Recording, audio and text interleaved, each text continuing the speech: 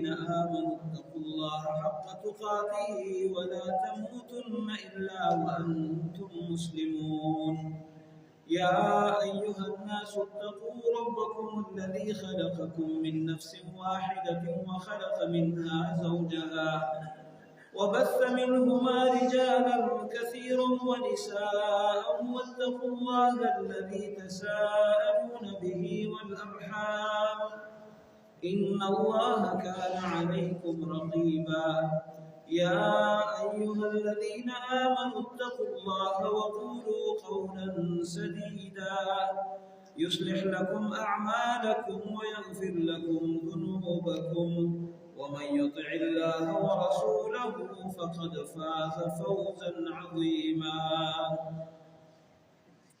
اللهم صل على محمد وعلى آل محمد كما صليت على إبراهيم وعلى آل إبراهيم إنك حميد مجيد اللهم بارك على محمد وعلى آل محمد كما باركت على إبراهيم وعلى آل إبراهيم إنك حميد مجيد الله لا إله إلا هو الحي القيوم لا تأخذه سنة ولا نوم له ما في السماوات وما في الأرض من ذا الذي يشفع عنده إلا بإذنه يعلم ما بين أيديهم وما خلفهم ولا يحيطون بشيء من علمه إلا بما شاء وسع كرسيه السماوات والأرض ولا يؤوده حفظهما وهو العلي العظيم رب العالمین کی کبریائی اور بڑائی اور عظمت حمد و ثنا اور تعریفوں کے بعد بے شمار درود و سلام ہو محمد رسول اللہ صلی اللہ علیہ وسلم پر، جنہوں نے اللہ تعالیٰ کی طرف سے درود و سلام پڑھنے کے بعد آج کا خطبہ جمعہ پچھلے خطبات کا تسلسل ہے، جس میں آیت الکرسی کی تفسیر اور تشریح کے متعلق میں عرض کر رہا تھا۔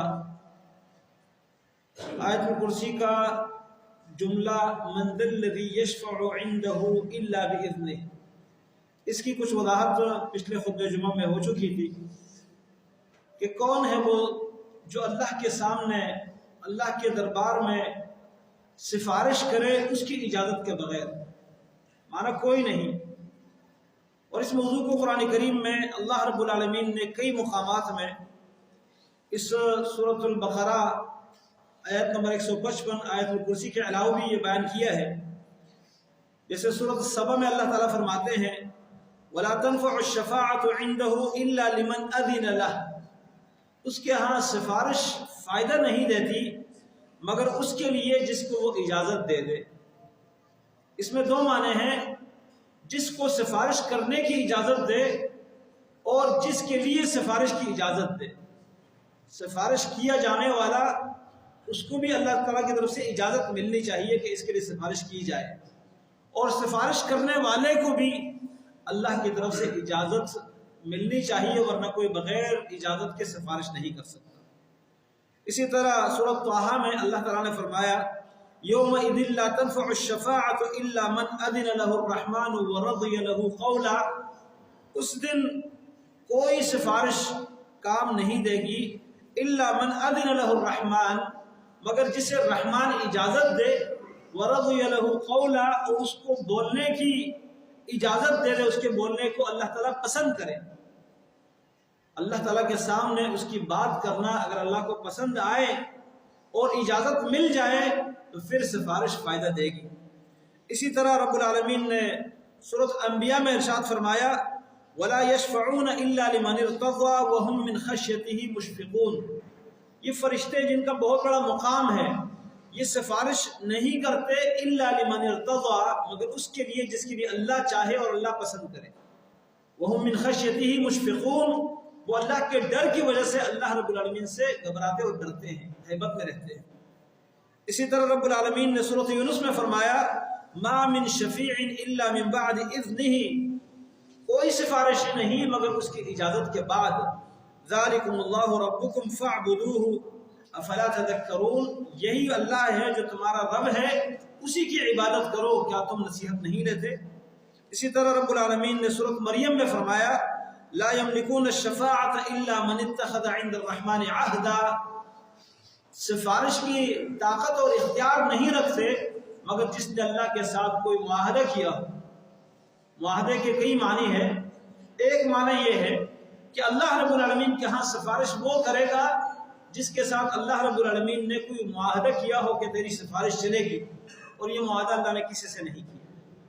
اور دوسرا معنی اس کا یہ ہے کہ اللہ رب العالمین کے ہاں سفارش اسی کی چلے گی جس نے اللہ کے ساتھ عہد کیا ہو. عہد کیا ہے؟ وہ توحید کا عہد، اور اس عہد کی پاسداری بھی کی ہو، پھر وہ سفارش کرے گا لیکن اللہ کی اجازت کے بعد. اسی طرح اللہ رب العالمین نے فرمایا وَلَا يَمْلِكُ الَّذِينَ يَدْعُونَ مِن دُونِهِ الشَّفَاعَةَ إِلَّا مَنْ شَهِدَ بِالْحَقِّ وَهُمْ يَعْلَمُونَ. سورۃ الزخرف میں فرمایا کہ جن لوگوں کو اللہ کے سوا یہ مشرکین پکارتے ہیں یہ سفارش کا اختیار نہیں رکھتے، بلکہ وہ سفارش کا اختیار رکھیں گے جو حق کی گواہی دے اور ان کے پاس علم بھی ہو. یہ کون ہے؟ جو توحید کا کلمہ پڑھنے والے ہیں، وہ سفارش کریں گے، لیکن یہ سفارش اللہ کی اجازت کے محتاج ہے.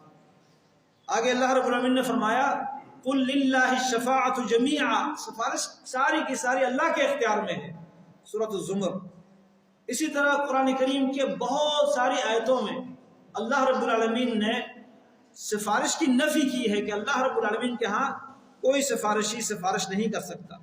اللہ تعالیٰ فرماتے ہیں وَأَنذِرْ بِهِ الَّذِينَ يَخَافُونَ أَن يُحْشَرُوا إِلَىٰ رَبِّهِمْ، اس قرآن کے ذریعے ان لوگوں کو ڈرائیں جو قیامت کے دن اللہ کے سامنے جمع ہونے سے ڈرتے ہیں.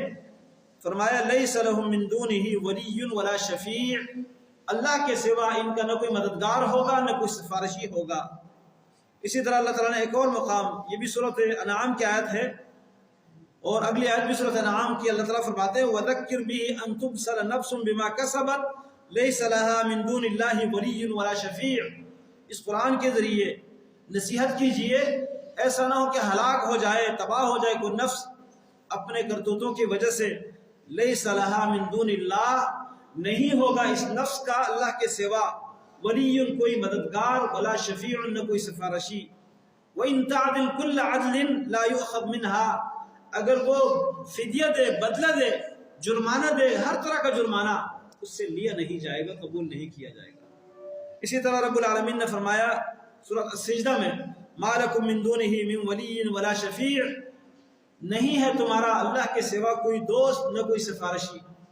سورۃ فاطر میں اللہ نے فرمایا مَا لِلظَّالِمِينَ مِن حَمِيمٍ وَلَا شَفِيعٍ يُطَاعُ، ظالموں کا کوئی گرم دوست اور نہ کوئی ایسا سفارشی جس کی بات مانی جائے کوئی نہیں ہوگا. تو قرآن کریم کی بہت ساری آیتوں میں اس بات کی اللہ نے نفی کی ہے کہ کوئی سفارشی اللہ کے ہاں سفارش نہیں کر سکتا، کسی کی سفارش اللہ کے ہاں کام نہیں آتی. ہاں اللہ رب العالمین اجازت دے تو پھر سفارش کام آتی ہے. اور اس کے بارے میں قرآن کریم کی بہت ساری آیتیں، جیسے سورۃ البقرہ کی آیت آیت الکرسی میں اللہ نے فرمایا من ذا الذی یشفع عنده الا باذنہ، معنی یہ ہے کہ اذن اور اجازت کے بعد سفارش کی جا سکتی ہے.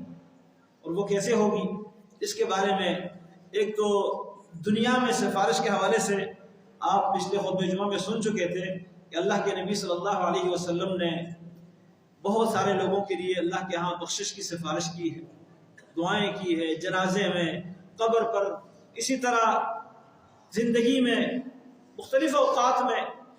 اور یہی سفارش فرشتے بھی کرتے ہیں. اہل ایمان کو بھی اس بات کا حکم ہے کہ وہ اپنے ایمان والوں کے لیے اللہ رب العالمین کے ہاں بخشش کی سفارش کریں. لیکن کچھ لوگ ایسے بدبخت ہیں ان کے لیے نبی بھی سفارش کرے. اللہ نے فرمایا ایک بار نہیں، دو بار نہیں، 10 بار نہیں، 70 مرتبہ ان تستغفر لهم 70 مرة فلن يغفر الله لهم، 70 مرتبہ بھی ان کے لیے اللہ سے بخشش مانگ لے تو اللہ کبھی ان کو معاف نہیں کرے گا. یہ منافق لوگ نبی علیہ السلام کو بلکہ اللہ نے منع کیا ہے لا تقم علی قبرہ، اس کے قبر پر دعا مانگنے کے لیے کھڑے نہ ہونا، یہ منافق لوگ ہیں جو کلمہ پڑھتے تھے لیکن دل میں نفاق تھا۔ اسی طرح مشرکین کے لیے سفارش، نوح علیہ السلام اپنے بیٹے کی سفارش کرتے ہیں، اللہ نے فرمایا انہ لیس من اہلک، یہ تیرا اہل میں سے ہے ہی نہیں۔ اسی طرح دیگر ابراہیم علیہ السلام اپنے والد کے لیے رب واغفر لی ابی، کہ اللہ میرے والد کو بخش دے، اللہ نے تنبیہ کر دی۔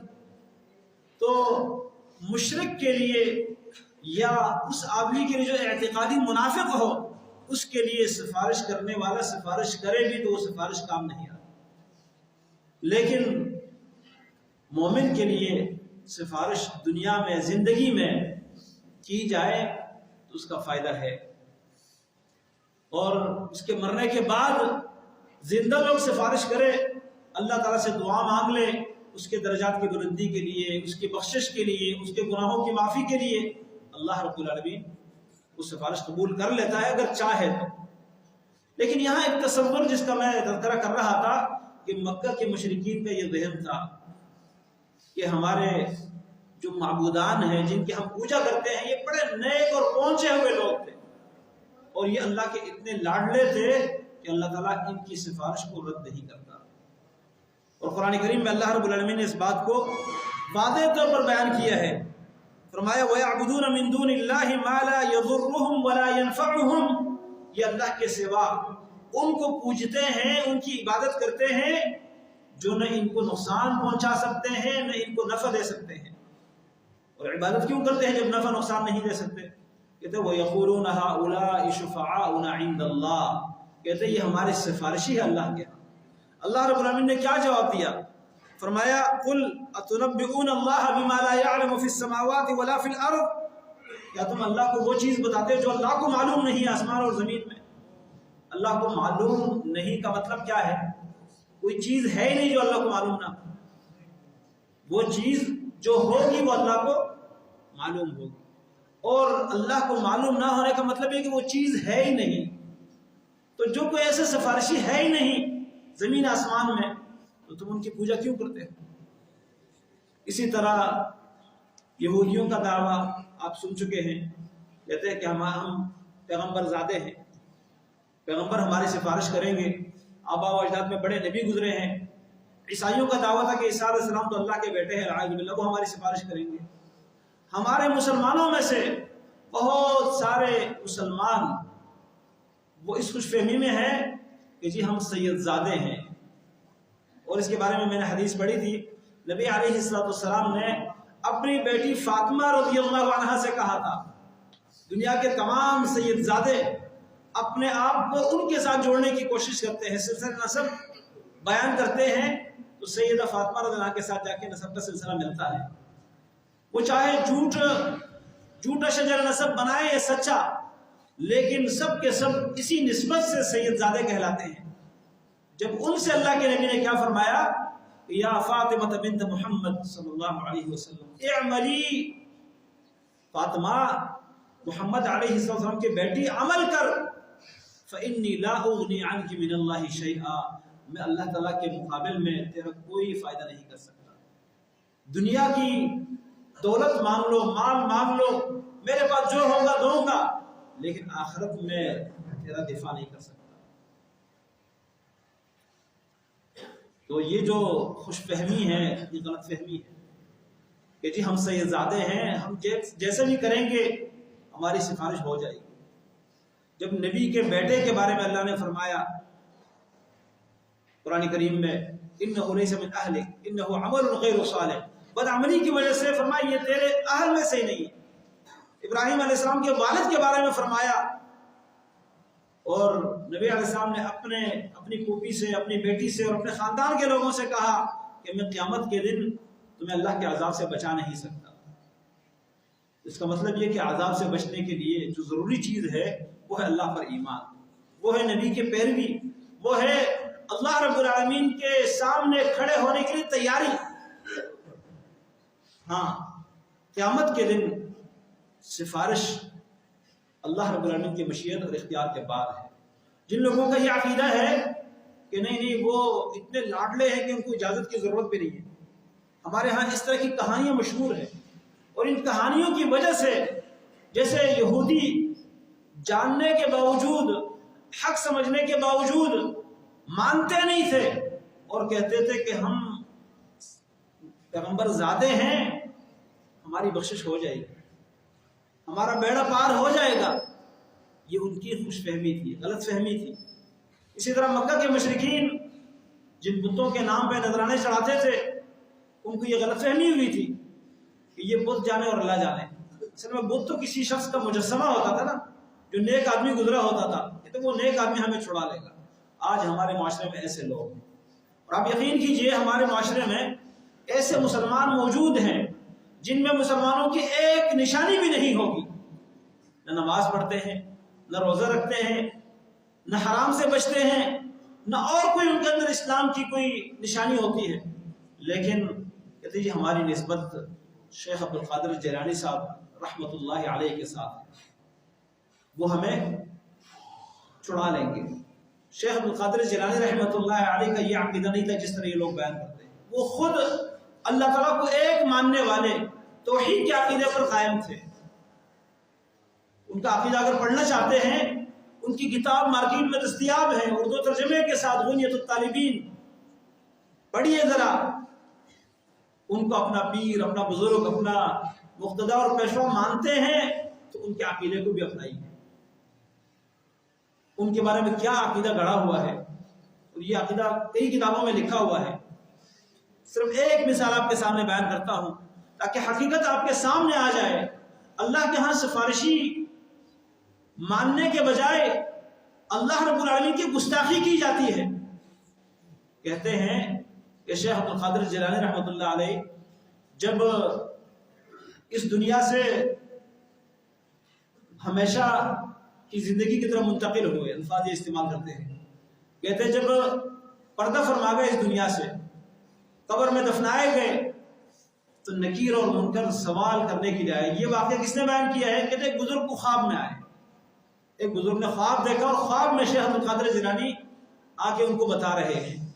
پہلی بات تو یہ کہ وہ بزرگ کون ہے، نہ معلوم، کوئی پتہ نہیں کون تھا۔ پھر اس کے خواب کی کیا حیثیت ہے، کوئی نبی تو نہیں جس کے خواب کو ہم وحی سمجھ لیں۔ اور پھر جو بات بیان کی گئی ہے وہ انتہائی زیادہ گستاخی اللہ تعالیٰ کی۔ کہتے ہیں شیخ عبد القادر جیلانی نے آ کے ان کو اپنے ان کے خواب میں بتایا کہ جب میں قبر میں دفنایا گیا، میرے پاس نکیر اور منکر جو سوال کرنے کے لیے فرشتے آتے وہ دونوں آ گئے، اور انہوں نے مجھے کہا کہ من رب کا، تیرا رب کون ہے؟ کہتے ہیں میں نے ان سے کہا کہ اسلامی طریقہ یہ نہیں ہے جو تم کرتے ہو۔ اسلامی طریقہ یہ کہ پہلے سلام کرو، ہاتھ ملاؤ، اس کے بعد جو پوچھنا ہے پوچھ لو۔ کہ تو وہ شرمندہ ہوئے تو انہوں نے ہاتھ بڑھا کے میرے ساتھ ہاتھ ملایا، ایک کا ہاتھ بھی میں نے پکڑ لیا، دوسرے کا ہاتھ بھی، نکیر اور منکر دونوں کا ہاتھ اپنے ہاتھ میں پکڑ لیا۔ میں نے کہا کہ آپ کا سوال من رب کا تو آسان ہے، اس کا جواب میں بعد میں دوں گا، پہلے میرے ایک سوال کا جواب دیں۔ یہ وہ خواب بیان کر رہا ہے، اور اس خواب کے اوپر لوگوں کا باقاعدہ عقیدہ بنا ہوا ہے۔ کہتے ہیں کہ شیخ صاحب نے کہا کہ آپ مجھے اس بات کا جواب دے کہ جب اللہ نے انسانوں کو پیدا کرنے کا ارادہ ظاہر فرمایا تو تم نے تمام انسانوں کو اتنا حقیر جانا، تم نے اعتراض کیا تجعل فیہا من یفسد فیہا ویسفک الدماء، یا اللہ تو زمین میں ان کو پیدا کرے گا جو زمین میں فساد کریں گے اور خون بہائیں گے، تم نے تمام انسانوں کو خون خرابہ کرنے والے سمجھ لیا، اتنی بدگمانی کر لی، اس میں بڑے بڑے انبیاء اولیاء گزرے ہیں۔ تو نکیر اور منکر نے کہا کہ حضرت ہمارے پاس تو اس کا جواب نہیں ہے، لیکن ہم نے اللہ سے معافی مانگ لی تھی، اللہ نے ہمیں معاف کر دیا تھا۔ دوسرا یہ کہ یہ اعتراض صرف ہمارا نہیں تھا، یہ تو تمام فرشتوں نے مل کر کہا تھا، اب ہمیں جانے دیں، ہم باقی فرشتوں سے اس کا جواب پوچھ کے آتے ہیں۔ کہتے شیخ صاحب نے کہا کہ ٹھیک ہے، دونوں نہیں جا سکتے، ایک میرے پاس یہاں گرفتار رہے گا، اس کا ہاتھ میں پکڑ کے رکھوں گا، دوسرا جا کے اس کا جواب تلاش کر کے آئے گا۔ کہتے ایک چلا گیا نکیر اور منکر میں سے، تمام فرشتوں، جبریل، میکائیل، اسرافیل، جتنے بھی فرشتے ہیں، سب کے پاس جا کے پوچھا کہ بھئی ساتھی کو گرفتار کیا ہوا ہے، کوئی جواب بتاؤ۔ سارے مل کر اللہ کے پاس گئے اور کہا کہ اللہ ہم نے تو معافی مانگ لی تھی، سبحانک لا علم لنا الا ما علمتنا، اور تو نے ہمیں معاف کر دیا تھا، ابھی ہمارے ساتھی کو گرفتار کیا ہوا ہے، ہمارے ساتھی کو چھڑا لیجئے۔ اللہ اللہ تعالیٰ سے کہنے لگے فرشتے شیخ عبد القادر صاحب کے ہاتھ سے ہمارے ساتھی کو چھڑائیے. کہتے اللہ کی طرف سے سفارش کا اشارہ ہوا. اللہ کی طرف سے سفارش جو ماتحت ہوتا ہے وہ اوپر والے کی طرف کرتا ہے، لیکن یہاں اللہ العیاذ باللہ سفارشی بنے ہوئے شیخ صاحب کے سامنے، شیخ عبد القادر جیلانی رحمۃ اللہ علیہ کے سامنے، اس خواب کی بنیاد پر. اور میں پہلے عرض کر چکا ہوں کہ شیخ عبد القادر جیلانی رحمۃ اللہ علیہ کا یہ عقیدہ نہیں تھا. وہ پکے موحد توحید کا عقیدہ رکھنے والے، ایک اللہ پر ایمان رکھنے والے تھے، لیکن لوگوں نے یہ باتیں گڑھ لی ہیں ان کے بارے میں. کہتے ہیں کہ شیخ صاحب نے اللہ کی طرف سے اشارہ، سفارش کے اشارے کے باوجود بھی شیخ صاحب نے شرط لگائی. شیخ صاحب نے کہا کہ نہیں اللہ، میں تب چھوڑوں گا جب میری شرط پوری کر لی جائے. اس سے بڑھ کر اللہ کی کیا گستاخی ہو سکتی کہ اللہ تعالیٰ بندے کی شرط ماننے کے لیے تیار ہو جاتا ہے. اللہ نے پوچھا شرط کیا ہے؟ کہتے شرط یہ ہے کہ میرا کوئی مرید آئے گا اس قبر میں تو کسی مرید کے پاس یہ سوال کرنے کے لیے نہیں آئیں گے. یہ شرط اگر مان لی جائے تو میں چھوڑ دیتا ہوں. کہتے اللہ نے کہا ٹھیک ہے چھوڑ دو، یہ شرط مان لی گئی. اب جو شیخ کا مرید فوت ہوگا فرشتے اس کے پاس سوال جواب کرنے کے لیے نہیں آتے. اب یہ ایک نظریہ بنایا گیا کہ کچھ بھی نہ کرو، سوال جواب کے فرشتے آئیں گے نہیں، ہاں بس اتنا کرو کہ شیخ صاحب کا مرید بن جاؤ، اپنی نسبت کے ساتھ قادری لگا لو، ان کے نام پر 12ویں شریف 11ویں شریف دے دو. بس یہ کیا ہے؟ یہ وہی عقیدہ ہے جس میں لوگوں کو اللہ رب العالمین سے بے خوف کیا جاتا ہے، اور اللہ رب العالمین سے زیادہ اللہ کے نیک بندوں سے ڈرایا جاتا ہے کہ وہ اتنی طاقت رکھتے ہیں کہ اللہ تعالیٰ نہ چاہے تب بھی اللہ تعالیٰ ان کی وجہ سے چھوڑ دیں گے. ایسا کوئی نہیں ہو سکتا. من ذا الذی یشفع عنده الا باذنہ، آیت الکرسی کا یہ جملہ پڑھتے ہوئے اس طرح نظریہ کوئی رکھ سکتا ہے؟ کون ہے جو اللہ کے ہاں سفارش کرے اس کی اجازت کے بغیر؟ کوئی نہیں. اور بھی کئی واقعات اس طرح گڑے ہوئے ہیں. ہمیں ان واقعات کو بیان کر کے اپنی بات کو طول دینے کی ضرورت نہیں ہے، لیکن سمجھانے کے لیے یہ مثال میں نے آپ کے سامنے پیش کر لی. اور کتابیں کتابچے بڑے پڑے ہیں ایسے من گھڑت واقعات سے جس کو لوگوں نے عقیدہ بنا کر بس یہ سوچ رکھا ہے کہ بس فلاں کے ساتھ ہمارا ایک تعلق ہے وہ ہمیں چھڑا لے گا. میرے محترم بھائیو، اللہ رب العالمین کے ہاں سفارش اس کی اجازت کے بعد حق ہے، اور اس کے لیے رسول اللہ صلی اللہ علیہ وسلم کی کئی حدیثیں موجود ہیں. چند ایک حدیث اختصار کے ساتھ خلاصے کے ساتھ طور پر آپ کے سامنے پیش کرتا ہوں. ایک حدیث نبی علیہ السلام کی سفارش تمام انسانوں کے لیے، اور اس کو کہتے ہیں شفاعت کبریٰ، سب سے بڑی سفارش. شفاعت عظمیٰ بھی اس کو کہتے ہیں، اور یہ وہ ہے مقام محمود جس کو کہا گیا ہے.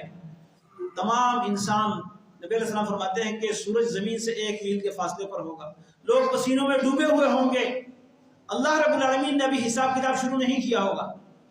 صرف حشر میں لوگ ہیبت اور پریشانی میں کھڑے ہوں گے، اور ہر ایک کو خطرہ ہوگا کہ میرا کیا بنے گا.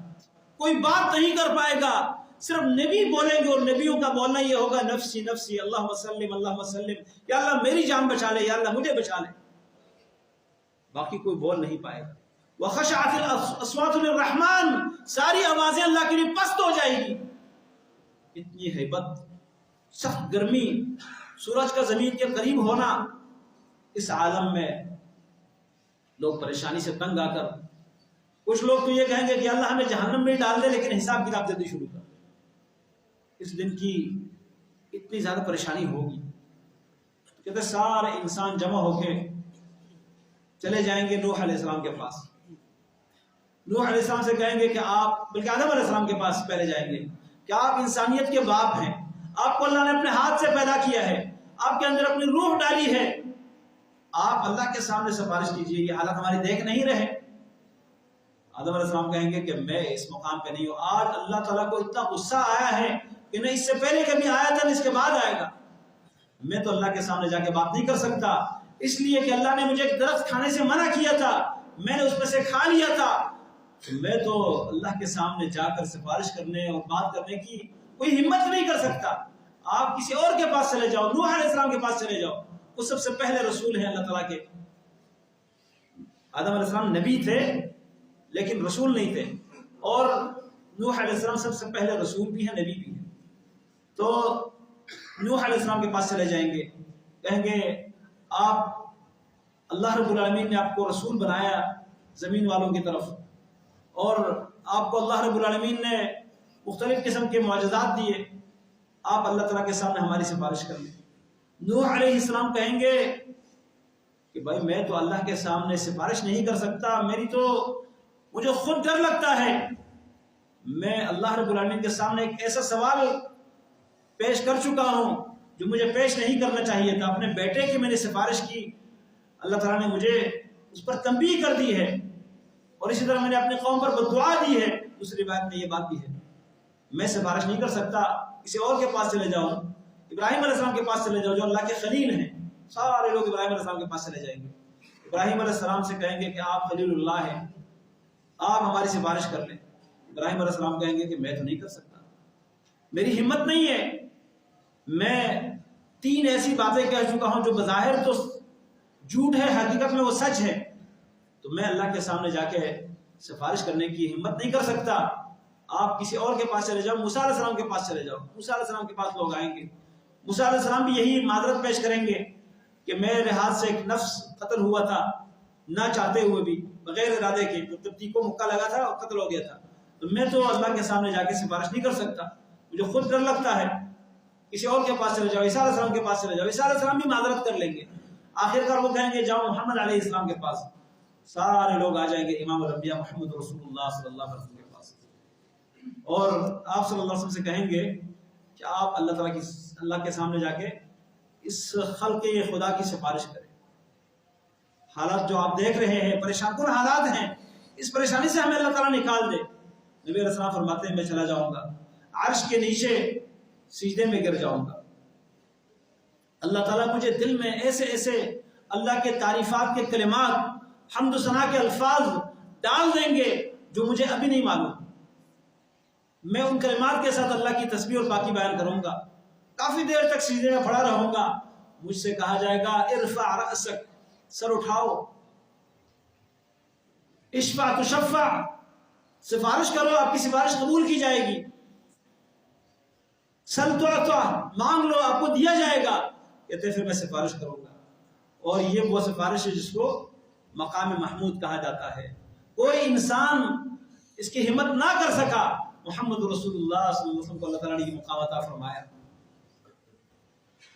پھر یہ وہ سفارش ہے جس کے ذریعے سے لوگوں کے درمیان حساب کتاب شروع ہو جائے، جب حساب کتاب ہوگا اس کے بعد اب جنت جانے کے لیے پھر بھی لوگ پریشان ہوں گے، جنت کے دروازے بند ہوں گے، پہلے رسول اللہ صلی اللہ علیہ وسلم سفارش کریں گے اللہ تعالیٰ کے سامنے، صحیح بخاری کا یہ روایت موجود ہے، اللہ تعالیٰ اپنے نبی سے کہیں گے کہ آپ پہلے اپنی امت میں سے ان لوگوں کو جن کا حساب کتاب کی ضرورت ہی نہیں ہے، 70,000 لوگ جو بغیر حساب کتاب کے جنت میں جائیں گے، ان کو آپ لے جاؤ، پہلے نبی علیہ السلام کو جنت کی طرف لے جائیں گے، اس کے بعد پھر جنتیوں جہنمیوں کا فیصلہ ہوگا، اپنے اپنے گناہوں کی وجہ سے جہنمی جہنم میں چلے جائیں گے، جنتی جنت میں چلے جائیں گے، پھر رسول اللہ صلی اللہ علیہ وسلم کو اللہ تعالیٰ کہیں گے کہ آپ سفارش کریں، باقی انبیاء کو اللہ کہیں گے آپ سفارش کریں، ایمان والوں کو کہیں گے آپ بھی سفارش کریں،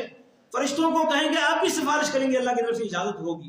نبی علیہ السلام فرماتے ہیں کہ سفارشی سفارش کرنے لگیں گے، میں سفارش کر کے ایک دفعہ چلا جاؤں گا جنت جہنم سے، ایسے لوگوں کو جو ایمان والے ہوں گے گناہوں کی وجہ سے گئے ہوں گے ان کو نکال کے لے آؤں گا، پھر دوبارہ پھر تیسری بار اسی طرح باقی انبیاء بھی، آخر کار ایمان والے، آخر میں وہ لوگ بچ جائیں گے جہنم میں جنہوں نے دنیا میں کوئی خیر کا کام کیا نہ ہو، صرف ایمان تھا ان کے دلوں میں، اور ایمان بھی بڑا کمزور، جو کے دانے کے برابر، پھر وہ لوگ جن کے دلوں میں گندم کے دانے کے برابر، پھر وہ لوگ جن کے دلوں میں صرف ایک ذرہ جو ہوتا ہے، گرد و غبار کا جو ایک ذرہ ہوتا ہے، اس ذرے کے برابر ایمان ہوگا، اللہ رب العالمین پھر سارے ایمان والوں کو وہاں سے نکال لیں گے، ایک لپا بھر کے نکال لیں گے، دوسرا لپا بھر کے نکال لیں گے، تیسرا لپا بھر کے نکال لیں گے۔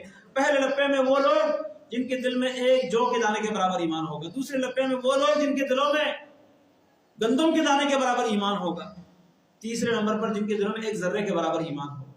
اور یہ لوگ جب نکالے جائیں گے تو جہنم میں جلنے سڑنے کی وجہ سے کالے ہو چکے ہوں گے۔ لیکن نبی علیہ السلام نے اس سے پہلے بیان فرمایا کہ جب میں جاؤں گا، صحابہ کرام نے پوچھا کہ آپ کو کیسے پتہ چلا کہ جہنمی تو اتنے زیادہ ہوں گے اور جل جل کر کالے ہو چکے ہوں گے، تو آپ کو کیسے پتہ چلے گا کہ یہ مومن ہے، اس کے دل میں ایمان ہے؟ آپ ان کو کیسے نکالیں گے، کیسے پہچانیں گے؟ فرمایا ان کے سجدوں کے اعضاء سے میں پہچانوں گا۔ کس سے؟ سجدوں کے اعضاء سے، کیونکہ جہنم کی آگ کو اللہ نے یہ اجازت ہی نہیں دی کہ وہ سجدے والی جگہوں کو جلا دے۔ انسان کے جسم میں سے سجدے والے اعضاء جہنم کی آگ نہیں جلا سکتی، ان جگہوں سے میں پہچانوں گا۔ اب بتائیے جو نماز نہیں پڑھتے ان کے سجدوں کے اعضاء کہاں ہوں گے جس کو اللہ کے نبی پہچان کر جہنم سے نکالے؟ جو نماز نہیں پڑھتا ان کے لیے یہ بڑی قابل غور بات ہے، وہ ایمان کا کیا ثبوت دیں گے؟ کس نشانی سے پہچانے جائیں گے کہ یہ مسلمان ہے اور مومن ہے؟ اللہ اکبر۔ فرمایا یہ لوگ وہاں سے نکال کر جہنم کے باہر ماء الحیات کے نام سے ایک نہر ہوگی، اس نہر میں ڈال دیے جائیں گے، ان کے جہنم کے جلنے کے اثرات ختم ہو جائیں گے، یہ نئے سرے سے اگنا شروع ہو جائیں گے۔ فرمایا جیسے سیلاب آتا ہے اور سیلاب کے اوپر جو کچرا ہوتا ہے اس کچرے میں کوئی نہ کوئی دانہ، کوئی بیج ہوتی ہے، اور وہ کسی نہر کے کنارے، سیلاب کے کنارے میں وہ پودا اگتا ہے، وہ اس طرح ٹیڑھا مڑا ہوا پیلا زرد کمزور سا پودا ہوتا ہے، اسی طرح یہ کمزور سے اگنا شروع ہو جائیں گے، پھر آہستہ آہستہ خوبصورت ہو کر جنت میں داخل ہوں گے۔ تو جنت والے پہچانیں گے اور کہیں گے یہ اللہ تعالیٰ کے عذاب کردہ لوگ ہیں جہنم سے چھڑائے گئے۔ اور ان سب سے آخری جنتیوں میں سے فرمایا جس کو جو جگہ ملے گی اس کو کہا جا کے دیکھ لو، جہاں جہاں تیری نظر پہنچتی ہے اتنی جگہ تیرے لیے کافی ہے؟ وہ کہے گا اللہ کافی ہے۔ اللہ تعالیٰ کہیں گے اتنی 10 گنا اور، یہ جو تیری نظروں کے سامنے ہے اور اتنا 10 گنا اور، وہ کہے گا اللہ بہت ہے۔ اللہ تعالیٰ کہیں گے کہ اس سے 10 گنا اور لے لے، یعنی اس جو تیرے سامنے ہے 10 گنا اور اتنا، یہ سارا کچھ ملا کے اس طرح 10 گنا اور آپ کے لیے اس جنت میں میں نے جگہ مقرر کر دی۔ یہ ہے سفارش۔ اسی طرح رسول اللہ صلی اللہ علیہ وسلم کے علاوہ فرشتوں کی سفارش اور قرآن کے حافظ کی سفارش، اللہ کے راستے میں شہید ہونے والے کی سفارش، یہ ساری سفارشیں ہیں لیکن اللہ کی اجازت کے بعد۔ اور کچھ سفارشیں ایسی ہیں جو درجات کی بلندی کے لیے ہے، کچھ سفارشیں ایسی ہیں جو جہنم سے نکالنے کے لیے ہے، لیکن یہ صرف ایمان والوں کے لیے، اس کے لیے ایمان شرط ہے۔ کچھ سفارشیں ہیں جو جہنم سے نکالنے کی قابل نہیں ہے، جیسے نبی علیہ السلام فرماتے ہیں کہ قیامت کے دن سب سے ہلکا عذاب میرے چچا کو ہوگا، ابو طالب کو، سب سے ہلکا عذاب جہنم میں سفارش کروں گا، میری سفارش کی وجہ سے اللہ تعالیٰ ان کا عذاب ہلکا کر دے گا۔ اور کتنا ہلکا ہوگا؟ فرمایا ان کو آگ کے جوتے پہنائے جائیں گے، وہ آگ کے جوتوں کے اوپر کھڑے ہوں گے لیکن اس آگ کے جوتوں سے ان کا دماغ ابل رہا ہوگا۔ یہ عذاب کم ہونے کی وجہ کیا ہے؟ اس لیے کہ انہوں نے اللہ کے نبی صلی اللہ علیہ وسلم کا دفاع کیا، مکہ کے مشرکین کے سامنے ڈٹے رہے نبی علیہ السلام کے دفاع میں، اس لیے ان کو سفارش کام آئے گی۔ لیکن سفارش کام آ کر کسی کافر کو جہنم سے نکال دے، یہ نہیں ہو سکتا۔ اس لیے سب سے بنیادی بات وہ یہ ہے کہ ہم اللہ پر ایمان رکھیں اور اپنے ایمان کے ثبوت کے لیے ہم اللہ تعالیٰ کے حکم پر عمل کریں، اللہ کے نبی صلی اللہ علیہ وسلم سے محبت کرتے ہوئے آپ صلی اللہ علیہ وسلم کی پیروی کریں۔ جب تک محمد صلی اللہ علیہ وسلم کی پیروی نہ ہو یہ ایمان کامل نہیں ہے۔ جب تک اللہ رب العالمین کے حکم کی تعمیل نہ ہو ایمان کا دعویٰ جھوٹا ہے۔ جب تک شرک سے بائیکاٹ نہ ہو انسان کے لیے جنت میں داخل ہونا حرام ہے۔ انہ من یشرک باللہ فقد حرم اللہ علیہ الجنہ، یہ قرآن کا اعلان ہے۔ تو میرے محترم بھائیوں، یہ غلط فہمی کہ جی فلاں مجھے چھڑا لے گا، فلاں جو ہے میں نے اس کا دامن پکڑ لیا ہے، وہ مجھے اپنے ساتھ جنت میں لے جائے گا. جنت اللہ تعالیٰ کی ملکیت ہے، کسی اور کی نہیں ہے. وہاں کوئی نہیں لے جا سکتا. کسی شادی کی دعوت نہیں ہے کہ آپ کو کے ساتھ لے جائیں گے گاڑی میں بٹھا کے یا اپنے ساتھ لے کے تو آپ کو اجازت مل جائے گی. نہیں، وہاں جنت کے لیے چابی چاہیے. وہ چابی کیا ہے؟ لا الہ الا اللہ. توحید کا عقیدہ، توحید کا کلمہ، یہ جنت کی چابی ہے. اور اس چابی کے، یہ چابی پلین نہیں ہے، اس کے دندے ہیں، دندے داغ. جب تک اس کلمے کے ساتھ جو اعمال ہیں، نماز ہے، روزہ ہے، زکوٰۃ ہے، حج ہے اور دیگر اسلام کے شعائر ہیں، اسلام کے اعمال ہیں، شرائع ہیں، ان پر عمل نہ ہو تو خالی پلین چابی سے جنت کا تھالا نہیں کھلے گا. اس لیے ہمیں چاہیے کہ ہم صرف سفارش کی امید کر کے اللہ کی نافرمانیوں میں مبتلا نہ ہو، بلکہ اللہ رب العالمین کے سامنے ایسے کچھ اعمال کریں، وہ اعمال اللہ کو پسند آ کر اللہ رب العالمین اپنا رحم کر کے ہمیں جنت میں داخل کر دے. یا اللہ رب العالمین ہم پر رحم کرنا چاہے تو کسی نبی کو کہہ دے، کسی انسان مومن کو کہہ دے کہ اس کی سفارش کر لو، تو اللہ رب العالمین ہماری سفارش تب قبول کرے گا. بغیر اجازت اور زبردستی اللہ رب العالمین سے اپنی بات منوائی نہیں جا سکتی. اللہ رب العالمین ہمیں صحیح معنوں میں یہ عقیدہ جو توحید کا عقیدہ ہے، اہل سنت والجماعت نے جو عقیدہ اختیار کیا ہے، اللہ کے نبی صلی اللہ علیہ وسلم نے جو عقیدہ ہمیں بتایا ہے، اس کو سمجھنے اور اس کے مطابق اپنا نظریہ اور عقیدہ رکھنے کی توفیق عطا فرمائے. اقول قولی ھذا واستغفر اللہ لی ولکم ولسائر المسلمین.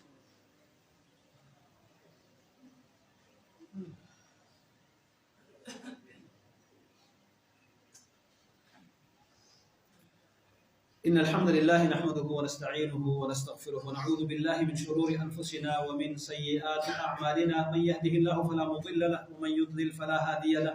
وأشهد أن لا إله إلا الله وحده لا شريك له وأشهد أن محمدا عبده ورسوله. بہت سارے